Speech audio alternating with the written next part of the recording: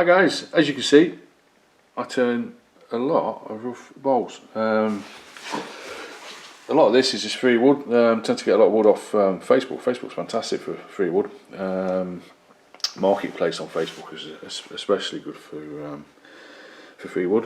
What we got down here? We've got all sorts down here. We've got a bit of plum, local hawthorn. There's beech, there's walnut, all sorts down there. We've got some over here ready to go. There's apple. I think this is a bit of ash. I think it's walnut, a bit more apple, some yew at the back as well. So yeah, so what we're going to do today, we're going to turn this one. This is a piece of that plum. Very lucky to get hold of plum. Plum's quite difficult to get hold of, especially this size. Should get about 4 decent bowls out of the load I managed to pick up. It's probably been sat down here for, I don't know, a year, 18 months. It's bone dry now. So yeah, let's get it on the lathe.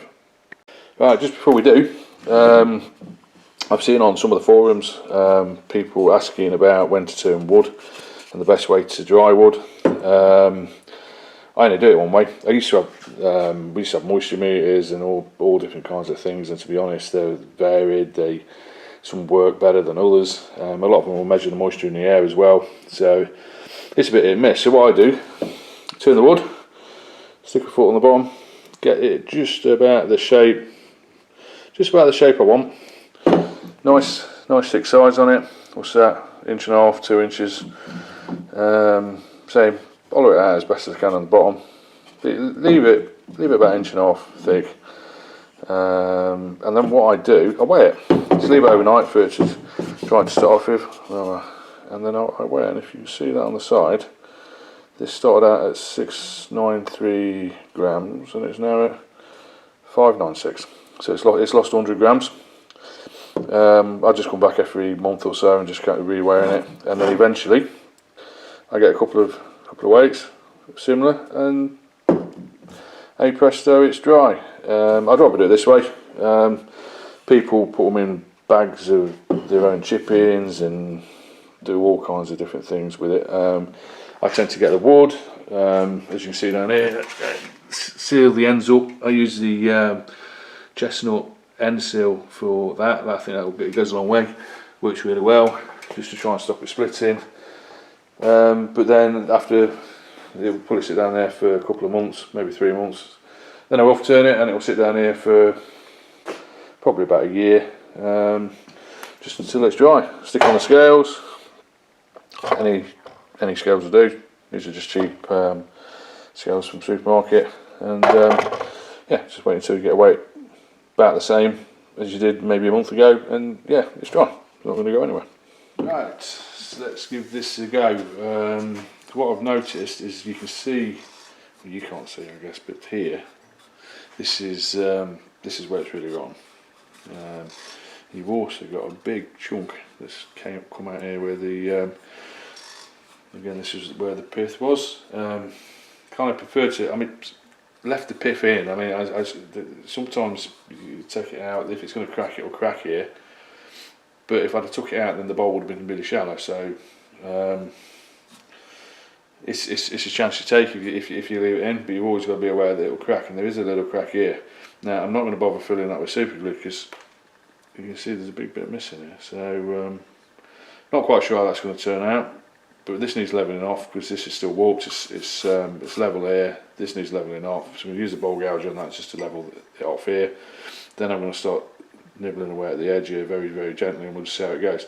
There is a chance that this piece could go bang and it will just pop out. In which case, I don't know, we've got a yarn bowl or something like that. We'll do something with it. Full face mask. If it's going to go, it's going to go that way. So I'm well out of the way. Because yeah, this could go bang, but we'll see.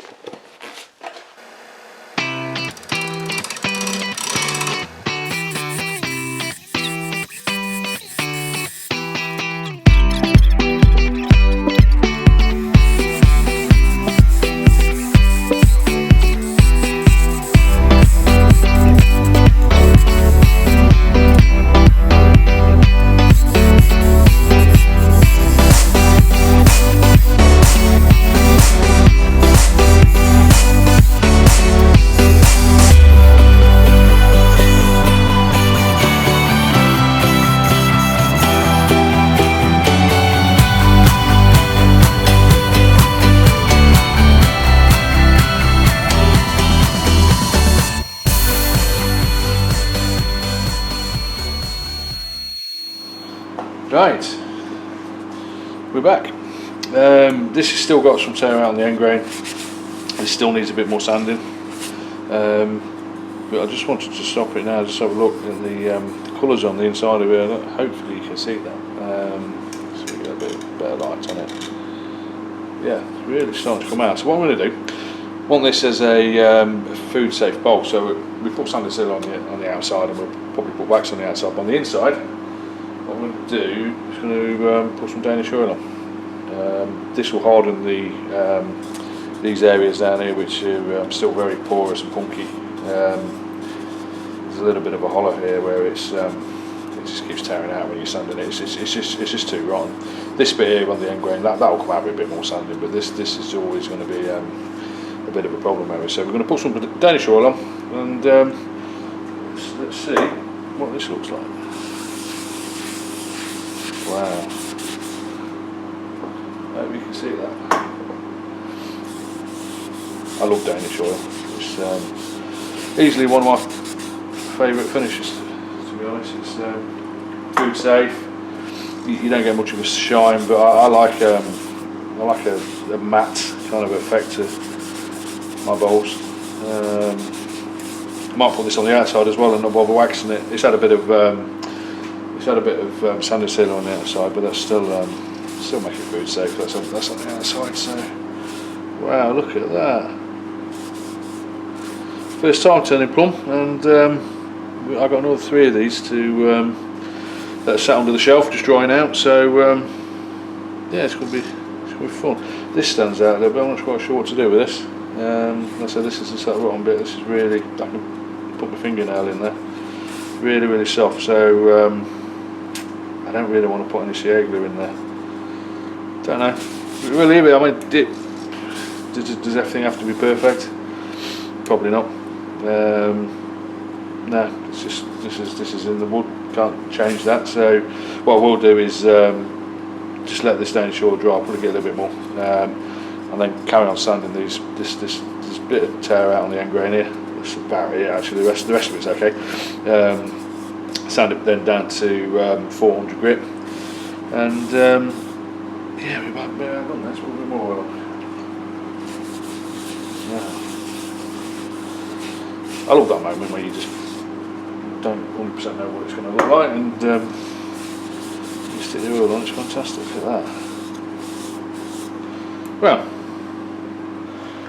right, we've hit a little problem.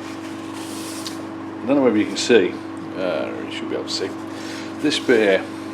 Keep going on about it. This is the bit that's all rotten. Now, it's on the end grain, so every time I sand this to try and make this little bit how I want it, this rotten bit that's rotten, which is actually in underneath, if you like, the grain, is just getting bigger and bigger. We're getting a little bit of a dent into as well. There's a little bit of a hole appearing here as well. It's just because the wood's a little bit rotten. You can't see this, but it is on the outside as well. There's this big patch here. So I think what we're going to do, I'm going to keep it quite a basic bowl. I'm not going to put all we're going to do as a finish is Danish oil, because I want it as but also as a fruit bowl. It is made of plum. Well, made of plum. It is plum. So what we're going to do, we're going to use some denatured alcohol on it, or methyl spirit as it is in the UK, just to clean it out a little bit first. It'll still stay food safe, because there's a lot of little imperfections starting to appear as I'm sanding it.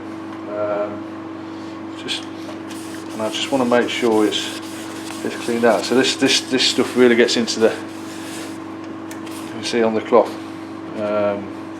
It's terrible lighting. Sorry about that.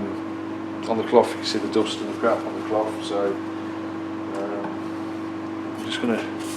I've given it a blow with the compressor as well, just to get any dust out. You can see can you see that? Little holes appearing, but it is what it is. I mean, it's. I'm not gonna try and push it any further, because we'll end up losing the bowl. Because it has been that rotten. It's dry now. It's not going to rot anymore. So what I'm going to do is put some of this on the outside as well. quite a generous coating, just get it clean. And then we're going to flip it around and we're going to get the foot off, and we're going to put the final coat on on the bench rather than putting anything on the lathe. So there's going to be no wax, it's just going to be a basic bowl. But sometimes that's how it's intended to be. Yeah, it just looked quite a basic, honest, kind of rustic kind of bowl. So yeah, okay. I'll come back to you in a minute, and we'll set the jaws up to flip it around, turn the foot off, and yeah, come back to you in a minute.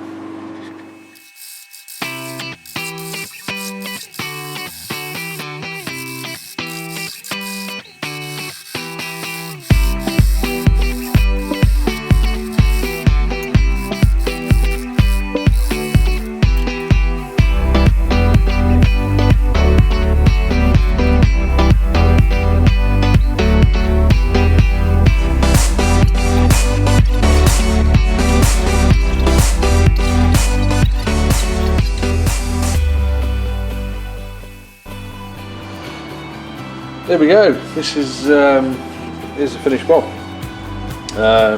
It's a nice shape bowl. We'll give it that. It's had a few problems. You can see this is the you probably see this really well now.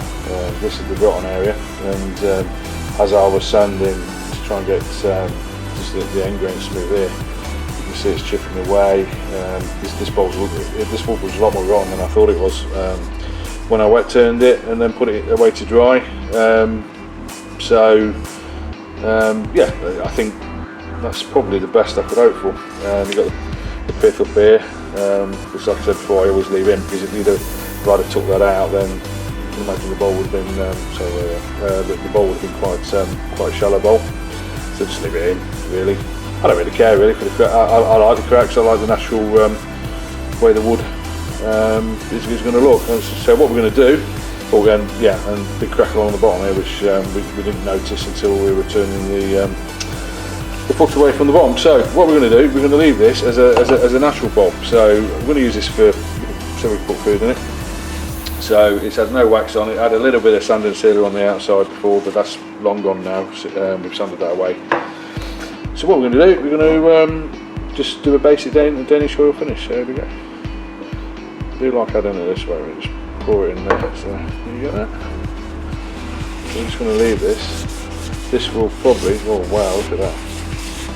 We'll probably have about 3 coats of Danish oil, probably give it another coat in an hour or 2.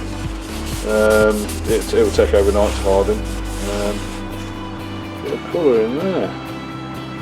Just on the outside.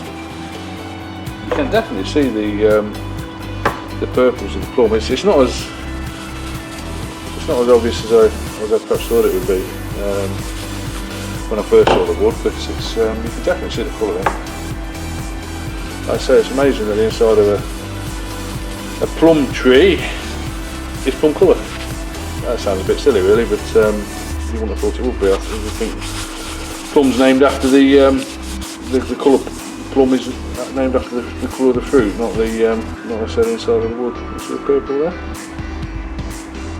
You know what I mean. There you go. So that is the finished bowl. So what we'll do, we'll give it. We're probably going to have at least another couple of coats on, just to really get into the wood. Leave it overnight. We'll take some stills, put them on the end. If you like the video, please hit the like button. Don't forget to subscribe, and feel free to share it with your friends.